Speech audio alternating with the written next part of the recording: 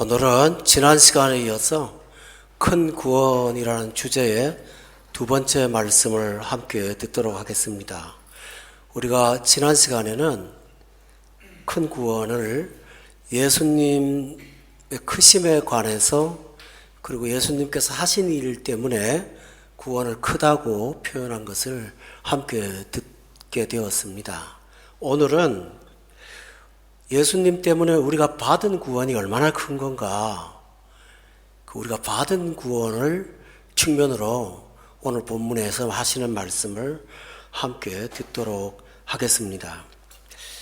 우리가 오늘 대하는 히브리서 2장은 구원의 큰 은혜들을 한 장에다가 일목요연하게 논리적으로 말씀하시는 아주 대단히 중요한 본문이 되겠습니다. 그래서 이 사실을 함께 살펴보도록 하겠고요. 구원이라는 단어가 좀 와닿기를 위해서 조금 제가 세상 얘기를 하고 들어가도록 하겠습니다. 세상 얘기라는 건 별거 아니고요. 코로나 얘기를 좀 하겠습니다. 공기 중에 떠다니는 이 바이러스의 균을 아무리 강자도 이길 수가 없는 거예요. 사람이 그만큼 약하다는 것을 보여주는 현실의 증거입니다. 눈에 안 보이는 바이러스도 못 이기는데 우리가 이 세상을 살아가면서 스스로의 힘으로 과연 살 수가 있을까? 불가능한 얘기라는 것을 우리가 자명하게 알 수가 있습니다. 또 하나는 사람은 책임을 감당해야 되는 존재로 지음받았는데 우리가 살아오면서 여러분이 완벽하게 살지는 못했을 것입니다. 하나님 앞에 범죄도 하고 사람과의 관계에 허물도 있고 내가 만들어 놓은 일이 다른 사람을 유익하게 하기보다는 어려움을 주는 경우도 항상 있지 않습니까? 이런 상황에서 지나간 세월을 회복하고 나를 건져줄 수 있는 것은 이 세상에 아무것도 존재하지를 않습니다. 그러므로 사람한테 필요한 것은 도움이 아니라 구원입니다. 그런데 구원을 모르고 믿지도 않는 사람은 이 세상에서 어떤 일이 일어날 때마다 공포와 불안을 가득히 끌어안고 살 수밖에 없습니다. 참 두렵죠, 그죠? 그런데 우리는 하나님께서 예수님을 통하여 주신 큰 구원이 있습니다. 하나 더 말씀을 드린다면 현실의 문제도 아무도 내 문제를 해결해 주지 못하는데 지나간 세월을 어떻게 해결해 줄 수가 있고 나도 아직 만나지 못하는 미래를 책임져 줄 분이 이 세상에 어디 있겠습니까? 그런데 하나님은 그렇게 하십니다. 그래서 이걸 일컬어 우리가 예수 믿고 구원받는다 이렇게 말하는 것입니다. 조금 더 말씀을 드리면 이 세상에는 많은 종교가 있죠. 대부분의 종교들은 사람은 이렇게 살아야 된다 하는 것을 지도하는 쪽으로 대부분 종교의 특성을 갖고 있습니다. 또 어떤 종교는 위로를 좀 사람에게 좀 전달하려고 여러 가지 방법들을 통해서 마음을 위로하곤 합니다만 그 이상의 것들을 하지도 못하고 그것도 진정한 의미에서는 위로가 되지를 않습니다. 그런데 예수 믿는 우리에게는 이 세상의 한계를 뛰어넘는 그런 과거와 현재와 미래를 구원하시는 큰 구원이 있습니다. 그 구원을 오늘 살펴보고자 하는 것입니다.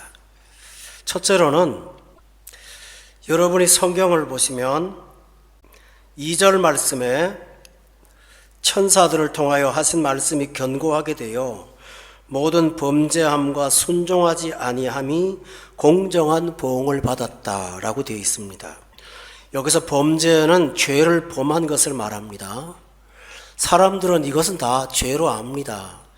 그런데 순종하지 아니함을 이 세상은 죄로 여기지 않습니다.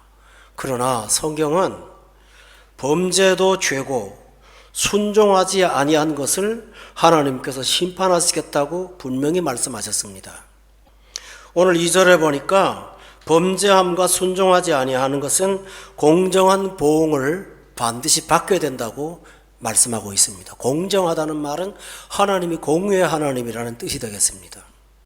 오늘 저나 여러분이나 이 세상에 사는 사람 중에 하나님께서 공평하게 판결하신다면 그 판결에서 의롭다 인정받을 사람이 이 세상에 있을까요? 성경 구절을 굳이 언급하지 않더라도 여러분 자신이 스스로 잘 아는 내용입니다.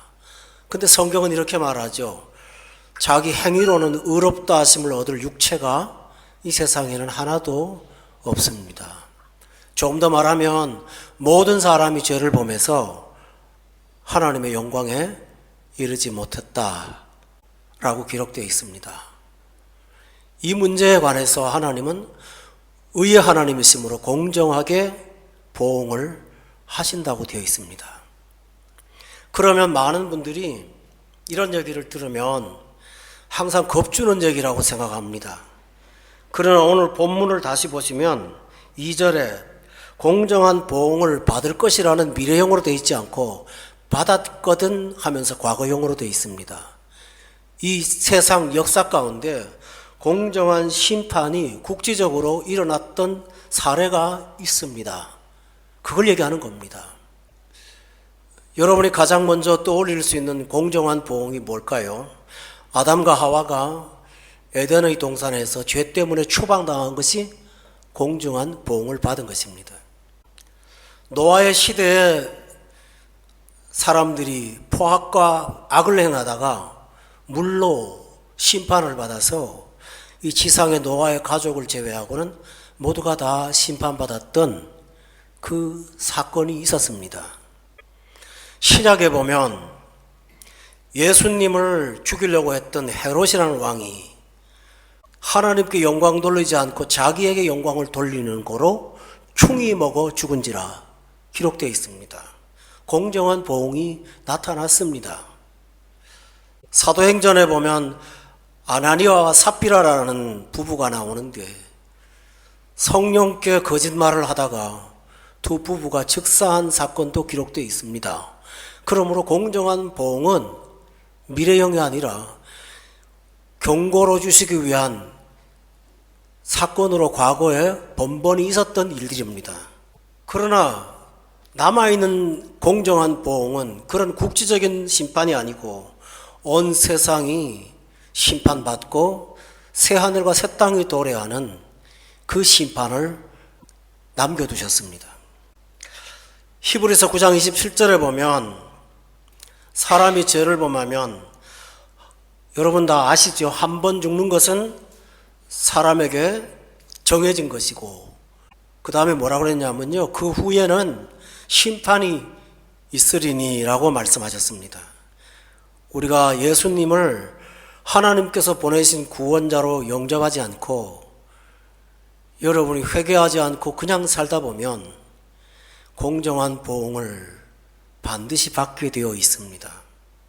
그런데 큰 구원이 나타났습니다. 그 큰 구원은 예수님께서 우리를 대신하여 죄의 값을 지불하심으로 그 사실을 믿는 자들에게 주시는 구원으로 인해서 이 공정한 보응을 당하지 않고 오히려 영생을 얻는 사람으로 바뀌게 된 것입니다. 이것이 큰 구원입니다. 본문 14절에 보면 예수님은 우리를 공정한 보응으로부터 건지시기 위해서 혈과 육의 몸을 가지시고 죽음을 겪으시고 죽음의 세력을 잡은 마귀를 멸하심으로 15절에 보니까 죽기를 무서워하여 한평생 종노릇하는 모든 자들을 놓아주신 것, 이것이 주님이 주신 구원이라고 말씀하셨습니다. 성경은 이렇게 말합니다. 이 진리를 내 것으로 받아들이고 예수님을 구원자로 영접하는 자, 곧 그 이름을 믿는 자들에게는 하나님께서 구원을 주신다고 말씀하셨는데 그때 이 구원을 하나님의 자녀가 되게 하신다고 말씀하셨습니다. 그래서 큰 구원의 두 번째는 우리가 심판에서부터 건진받은 것과 동시에 하나님의 자녀가 되는 것입니다. 13절에 보십시오. 하반절에 보면 나와 및 하나님께서 내게 해주신 자녀라 라고 말했습니다. 듣기가 거북하실지 모르지만 사실은 사실이니까요. 성경은 이 세상에서 태어난 모든 사람이 하나님의 자녀가 아니라고 말합니다. 어떤 사람들은 이 세상의 모든 소생은 하나님으로부터 온 것이라고 말합니다. 그건 맞습니다. 하나님으로부터 왔지만 하나님의 자녀가 모두 되는 것은 아닙니다. 성경은 예수 믿기 전에 사람을 진노의 자녀라고 표현합니다. 사실이 그렇습니다. 여러분이 그토록 거북스럽고 싫어하는 사단의 권세 아래 있는 것이 진노의 자녀입니다. 그런데 예수 믿고 나면 영접하는 자, 곧 그 이름을 믿는 자들에게는 하나님의 자녀가 되는이라고 말했죠. 태어나지 않고 됩니다. 되는 권세를 주셨다. 되었기에 하나님의 자녀로 다시 태어납니다. 이것이 큰 구원입니다. 자녀가 가지고 있는 특권들이 참 많지만 그 중에 소중한 특권 중에 어떤 부분이 있냐면 자녀는 부모를 닮아갑니다. 우리가 육신의 부모의 유전자를 입어서 육신의 부모를 닮은 것과 같이 하나님의 자녀가 되면 그때부터 하나님을 닮아갑니다. 이게 되게 신비한 것입니다. 베드로 후서에 보면 우리가 신의 성품에 참여하게 된다라는 귀한 구절이 있습니다. 예수님을 믿고 나면 그때부터 내 모습에서 하나님의 그 형상이 자꾸 만들어져 가기 시작합니다. 잃어버렸던 형상들이 회복되고 내 얼굴에서 김씨, 박씨, 이씨가 나온 게 아니라 하나님의 모습이 나오는 그런 사람으로 변해됐습니다. 이것이 뭘까요? 큰 구원입니다. 또 하나 자녀는 부모가 있으므로 구할 곳이 있습니다. 히브리서 4장 16절에 보면 여러분이 잘 아는 구절이죠. 그러므로 우리는 긍휼하심을 받고 때를 따라 돕는 은혜를 얻기 위해서 은혜의 보좌 앞에 담대히 나아갈지니라. 예수님을 믿지 않는 사람 앞에 하나님은 하나님의 보좌는 심판의 보좌인데 예수 믿는 사람에게는 아버지가 앉아 계시는 은혜의 보좌입니다. 예수님을 믿게 되어서 하나님하고 나 사이에 막힌 담이 흘리고 하나님 앞에 담대히 나아가서 우리의 구할 것을 마땅히 구할 수 있는 당당한 자녀의 권세를 갖게 되었습니다. 이 말은 하나님께서 당신의 자녀의 소리에는 귀를 기울여 주신다라는 것입니다. 그래서 예수님은 이런 말씀했습니다. 이제까지는 너희가 내 이름으로 구하지 않았지만 지금부터는 내 이름으로 구하라. 그리하면 무엇이든지 구하는 대로 주리라 라고 하셔서 하나님의 자녀가 되어 하나님께 간구할 수 있는 특권을 가지고 살아가는 사람이 되었습니다. 이것이 바로 뭘까요? 큰 구원입니다. 조금 더 나가서 우리가 하나님의 자녀인데 본문의 17절에 보면 아주 신비롭고 특별히 은혜되는 말씀이 하나 나옵니다. 17절을 제가 읽을게요. 그러므로 그가 범사에, 여기서 그는 예수님이십니다. 형제들과 같이 되셨다. 11절을 올라가서 보면 그러므로 형제라 부르시기를 부끄러워하지 아니하시고 11절에 보면 하나님께서 예수님이 나를 보고 형제라고 부르신다라고 되어 있습니다. 이것이 큰 구원입니다. 그러면 이 말씀만 기억한다면 예수님하고 우리는 동등하게 된다. 보통 이단들이 그런 식으로 해석을 합니다. 그렇지 않습니다. 11절에는 구분을 하고 있어요. 거룩하게 하시는 이와 거룩하게 함을 입은 자, 이 구별이 있습니다. 예수님은 우리의 형제가 되시지만 거룩하게 하시는 자요, 우리는 예수님의 형제지만 거룩하게 함을 입은 자라는 엄청난 차이가 있습니다. 그러나 중요한 사실은 형제라는 것입니다.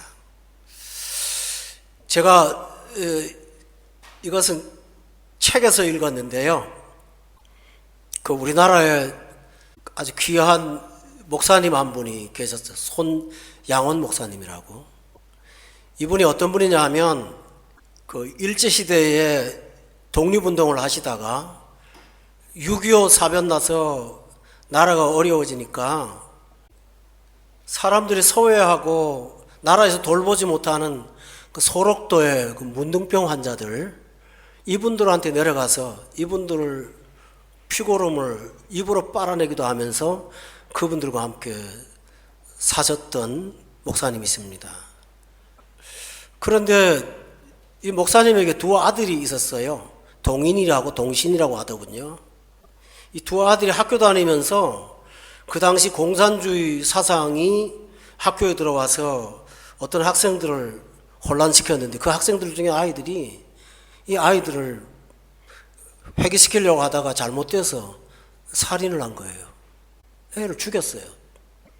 근데 목사님이 그 죽인 아이를 붙잡아 놓은 경찰서로 가서 보시면서 며칠 고민하다가 다시 가셔서 그랬대요. 얘들 용서하라고. 내가 양아들 삼겠다고. 실제로 아들이 됐답니다. 나중에 목사님이 되셨어요, 그분들이요. 그런데요, 아버지와 목사님이라서 받아들였지만 어머니는 사모님이니까 이해하셨지만 그 동인이 동신이의 누나, 그 누나가 도저히 받아줄 수가 없었대. 내 동생을 무참하게 죽인 아이를 내가 동생이라고 부를 수가 없는 거예요.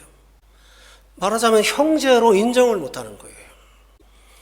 그래서 그것 때문에 그 권사님이 수십 년 교회를 떠나셨다고 간증을 하시더라고요. 아버지가 미웠다고요. 우리는 예수님을 십자가에 못 박은 장본인들인데 주님께서 우리를 십자가에 못 박은 나를 당신의 형제라고 부른 것은 대단한 신비가 아니겠습니까? 여러분, 오늘 이 말씀을 곰곰이 생각해 보면 우리가 이런 호칭을 받을 수 있다는 자체가 불가능했던 사람들인데 하나님께서 자녀 삼으시고 형제가 되게 하셨으니 이보다 귀한 일이 어디 있느냐 말입니다. 그래서 이것을 큰 구원이라고 말씀합니다. 여러분, 구원이 크게 다가오셔야 됩니다. 또 세 번째로는 큰 구원은 지금까지 말씀드린 첫 번째와 두 번째는 사실 거듭나지 않으면 와닿지를 않습니다. 기독교 교리 정도로 이해합니다. 거듭난 사람한테는 굉장히 뜨거운 진리인데 십자가의 은혜를 모르는 사람들에게는 이게 잘 와닿지를 않아요. 그런 세 번째는 와닿는 게 하나 있습니다. 우리가 하나님의 자녀가 된 이상 하나님께서 우리를 보호하신다는 사실입니다. 본문 13절에 보면 우리는 거룩한 사람이 아닌데 거룩하게 함을 입었다라고 되어 있습니다. 성도 여러분, 이 거룩이라는 말은 하나님께서 따로 구분해서 돌보신다라는 뜻을 갖고 있습니다. 이 많은 사람들 가운데 하나님께서 우리를 특별히 따로 대하셔서 하나님의 보호하심 가운데 살게 하신 것, 이것이 바로 거룩하심을 입은 은혜입니다. 이것이 구원받은 자에게 일어나는 하나님의 신비한 사건임을 여러분이 믿으시기를 주의 이름으로 축원합니다. 이스라엘 백성이 애굽에서 430년 동안 살다가 광야로 나오는데 그 바로가 노동력을 손해보니까 사람을 안 내보냅니다. 그래서 하나님이 바로의 마음을 꺾으려고 이 애굽을 아주 막 칩니다. 하나님이 10번을 칩니다. 뭐 여러 가지 그 내용들이 많습니다. 강물이 갑자기 피가 되기도 하고, 길바닥에 있는 이런 건물들이 갑자기 그 몸에 달라붙는 벌레가 되기도 하고, 개구리가 식탁에 올라오기도 하고, 나중에는 하늘에서 갑자기 우박이 떨어져서 채소가 다 상하기도 하고, 또 요즘처럼 좀 종류가 다르겠지만은 악창이라는 이 전염병이 돌아서 사람들이 막 다 그냥 고통을 당하는 그런 일들을 당하다가 마지막 재앙이 뭐냐면 장자를 죽이는 무시무시한 재앙을 통해서 하나님이 이스라엘 백성들을 건져내십니다. 그런데 처음에 나일강이 피로 되는 것은 다 같이 고통을 당했습니다. 그런데 어디서부터 구별이 되기 시작하냐면 파리떼가 들끓어서 온 나라에 밥상이고 침상이고 가득할 때 그때부터 이상한 일이 벌어졌습니다. 이스라엘 백성이 거주하는 고센, 지금 말하면 알렉산드리아, 나일강 삼각주입니다. 거기만 파리가 안 들어가요. 근데 거기 보면 하나님께서 이스라엘을 구별하셨다 이렇게 기록되어 있습니다. 바로 하나님께서 이러한 은총으로 당신의 백성을 구별하여 보호하심을 주셨습니다. 이것이 바로 뭘까요? 큰 구원입니다. 저와 여러분은 이 큰 구원에 있음을 믿으시기를 바랍니다. 이 구원이 작용하고 있습니다. 작동하고 있습니다. 두려워하지 마시고 믿으시면서 사시는 저와 여러분 되기를 예수 이름으로 축원합니다. 그냥 구별만 안 하시고 본문 16절에 보면 붙들어 준다라는 말씀이 나옵니다. 천사들을 붙들어 주지는 않습니다. 그런데 아브라함의 자손, 다시 말하면 예수 믿고 구원받아 하나님의 자녀가 된 사람들을 하나님이 붙들고 있다고 성경이 말씀하고 있습니다. 단지 구별하는 것이 아니라 붙잡고 계신다라고 말했습니다. 우리 눈에는 하나님이 붙잡고 있는 끈이 보이지 않습니다. 그러나 하나님은 당신의 백성을 붙잡고 있습니다. 다니엘과 그 친구들이 신앙을 지키기 위해서 배교를 하지 않았기 때문에 형벌을 받았습니다. 사자굴에 들어갔죠. 그런데 하나님께서 그 배고픈 사자의 입을 어떻게 하셨죠? 봉하셔서 사람을 해하지 못하도록 하나님이 보호하셨습니다. 또 하나 있습니다. 풀무불 속에 들어갔는데 안 타는 거예요. 그 불 속에 어떤 보이지 않는 어떤 존재 한 분이 나타나셔서 그들을 불 가운데서 붙잡고 계시는 것입니다. 이런 일들이 굉장히 많았습니다. 이스라엘 군이 미디안이라는 나라하고 전쟁을 하는데 그때 미디안 군사가 40만 명이나 이스라엘을 쳐들어왔습니다. 이건 상상도 못할 엄청난 인원입니다. 이스라엘 백성이 100만도 안 되는 자체에서 군인이 얼마 되지도 않은데 40만이 들어왔습니다. 메뚜기 떼처럼 진을 치고 있습니다. 해 뜨면 전쟁을 시작하고 나서 미디안이 아주 몰살을 시킬 겁니다. 그런데 그날 밤에 어떤 병사가 머리가 복잡한 꿈을 하나 꿨습니다. 보리떡 빵이겠죠. 그 뽀떡 하나가 산에서 내려오면서 점점 속도가 붙더니 그 미디안 진영에 천막을 쳐놓는데 각 곳에 가서 막 부딪히면서 다 무너뜨리는 것입니다. 그 보리떡이라는 말은 미디안 사람들이 그 이스라엘의 장수인 기드온을 놀릴 때 보리떡 같은 존재라고 말했습니다. 그 보리떡이 내려왔어요. 그 병사가 돌아다니면서 소문을 퍼뜨립니다. 야, 어제 밤에 내가 꿈 꿨는데 그 기드온 보리떡 같은 사람이 우리를 아주 몰살시키더라. 근데 이 이야기가 전염병처럼 삽시간에 그 미디안 진영에 꽉 퍼졌습니다. 미디안 사람들이 전쟁도 안 해보고 공포에 떨었습니다. 그리고 다 도망가 버렸습니다. 활 하나도 안 쓰고. 그 일 속에 그 밤에 꿈을 주신 것이 하나님께서 당신의 백성을 보호하시는 방식이었습니다. 이런 일들을 언급하자면 아마 10시간을 다 해도 성경에 있는 내용을 다 언급하지 못할 만큼 굉장히 많이 있습니다. 하나님의 보호하심으로 우리를 붙잡고 있다는 사실을 성경이 가르쳐주고 있습니다. 할렐루야. 5,000명이 모여서 잔디밭에서 보리떡 5개와 물고기 2마리로 배가 불렀습니다. 그런데 예수님께서 당신의 제자들을 한밤에 배를 타고 갈릴리를 건너가게 하셨습니다. 그런데 그 명령을 따라간 제자들의 항해가 굉장히 어려웠습니다. 바다가 흉흉하고 호수죠. 파도가 치고 물이 뱃속으로 막 들어오는 그런 위기일발의 순간이었습니다. 그런데 거기에 신기한 일이 있습니다. 한 치 앞도 못 내다보는 밤사경이란 말은 해 떨어지고 4시간 이후란 얘기입니다. 깊은 밤입니다. 그런데 예수님께서는 아직도 오지 않고 산 저쪽 중턱에 앉아 계셨다고 성경에 기록되어 있습니다. 그런데 성경에 보면 이런 기록이 있어요. 주님께서 제자들이 괴로이 노젓는 것을 보셨다라는 기록이 있어요.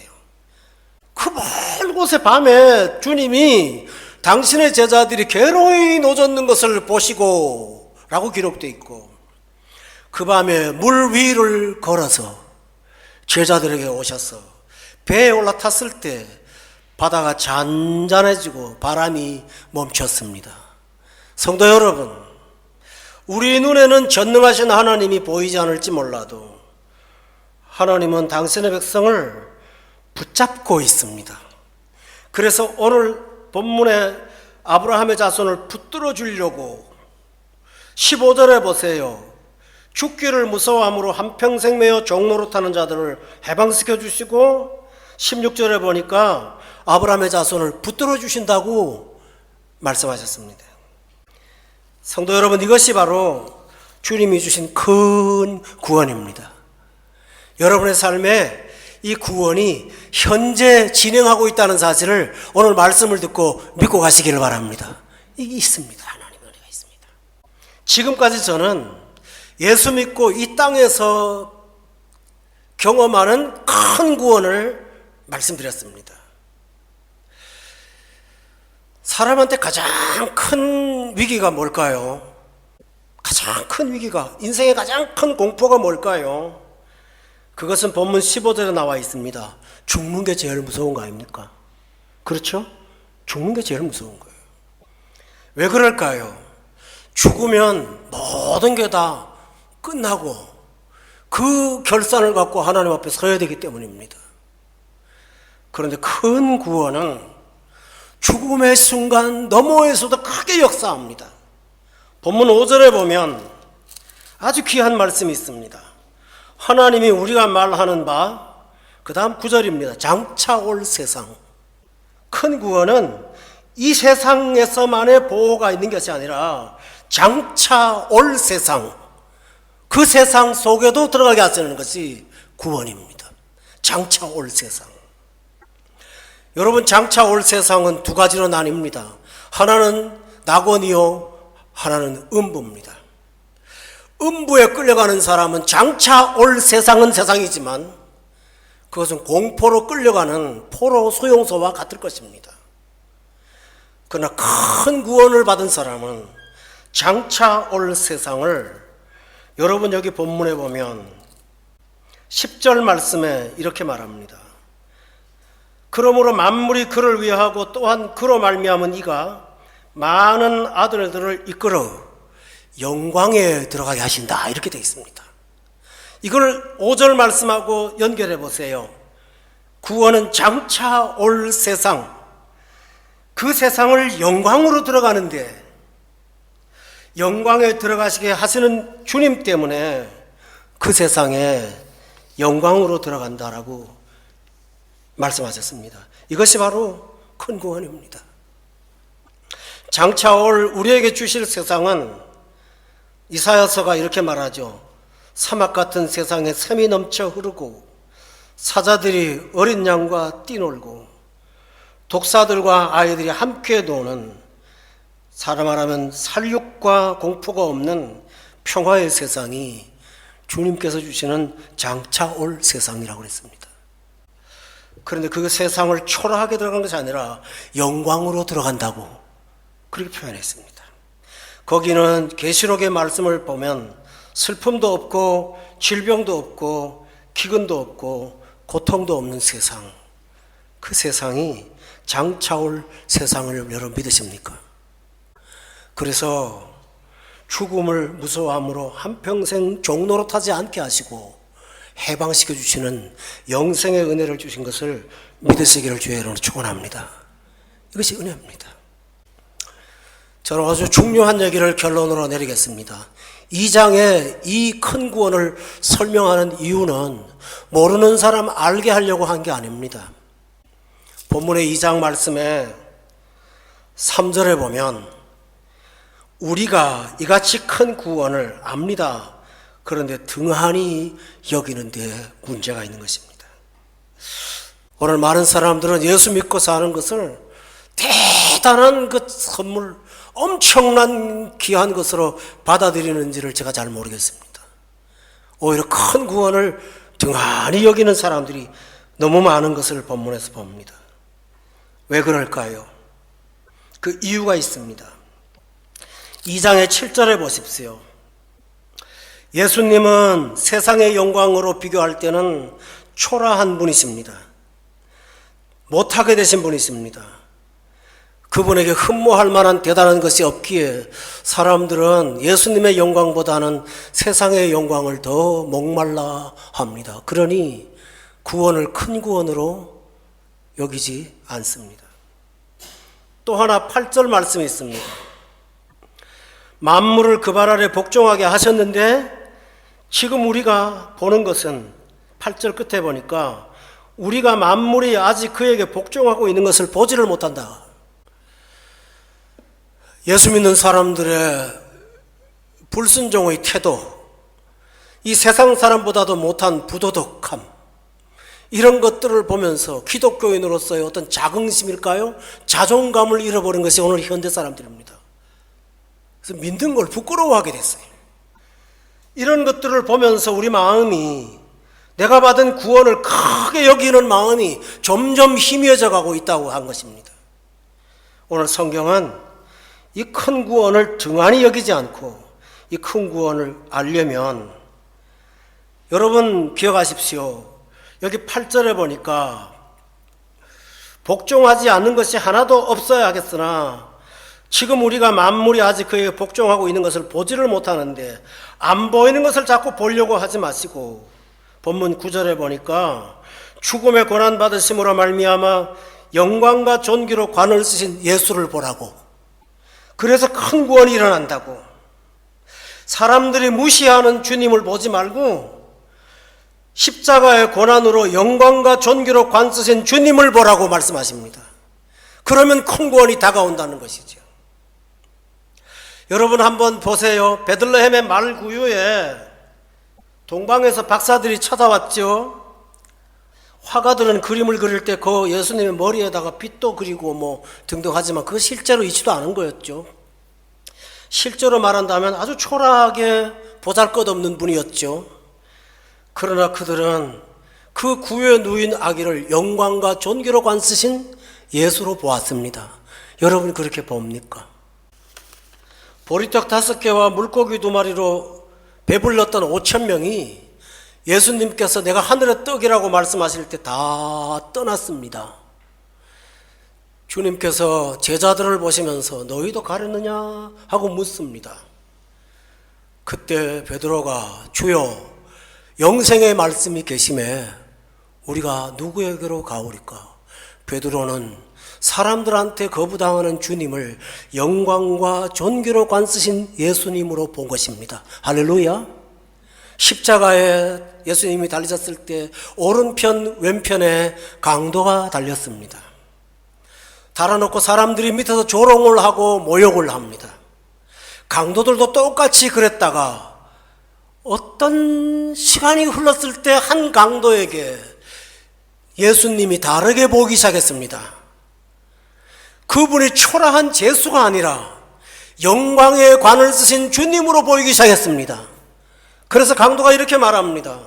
오늘 당신의 나라에 당신이 임하실 때 나를 기억해 달라고. 영광으로 보았습니다. 다른 사람이 모욕하고 저주할 때 그 강도가 똑같이 신음하며 돌아가시는 예수님을 영광과 존귀로 관쓰신 주님으로 보는 눈이 떠졌습니다. 오늘 여러분에게 필요한 게 이겁니다. 주님의 영광과 존귀로 관쓰신 분으로 보이시는가라는 것입니다. 예수님의 제자인 빌립은 예수님을 앞에 놓고 영광과 존귀로 관쓰신 분이 보이지 않았습니다. 그래서 하나님 보여주세요 하고 불만스러워했습니다.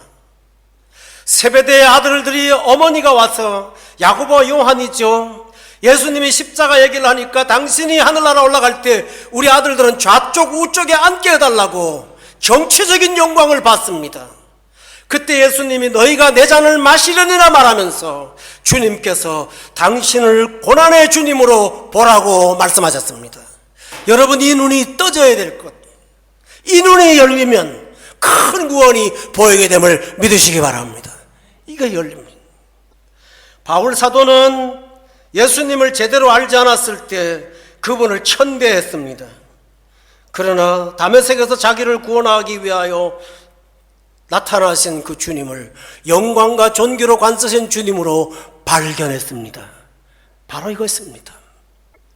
삭개오라는 사람은 예수님이 여리고에 오신다는 소문을 듣고 키가 작은지라 나무에 올라가서 그 어른이 주님을 보고자 했고, 예수님께서 그 나무 아래 오셔서 삭개오에게 오늘 내가 내 집에 유하겠다고 말씀하실 때 급히 즐거워하면서 주님을 영접했습니다.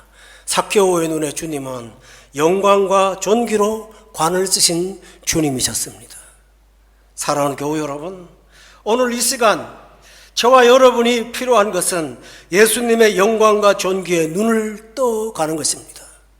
그리하면 이 흉흉한 세상 속에서 구원의 큰 은혜를 알고 평안 가운데, 소망 가운데 하루하루를 걸어갈 수가 있습니다.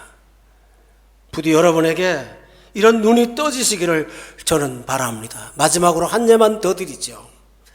십자가의 형벌을 누구보다도 구체적으로 정확하게 아주 세밀하게 모든 걸 놓치지 않고 본 한 사람이 있습니다. 그 사람은 로마 사람입니다. 그 사람이 십자가를 관찰한 까닭은 업무 때문이었습니다. 처음부터 끝까지 십자가의 처형을 맡았던 로마의 백부장이었습니다. 예수님께서 큰 소리를 지르시고 운명하셔서 영혼이 떠나가신 이후에 그는 첫 마디로 이렇게 말합니다. 이분은 진정 하나님의 아들이로다. 그는 자기가 처형하는 죄수가 영광과 존귀로 관쓰신 주님이라는 사실을 발견한 것입니다. 여러분, 이 눈을 열고 이 험난한 세상에서 이 눈을 뜨고 걸어가시는 여러분 모두가 되시기를 주의 이름으로 축원합니다. 이것이 구원의 은혜입니다. 다 같이 기도하겠습니다.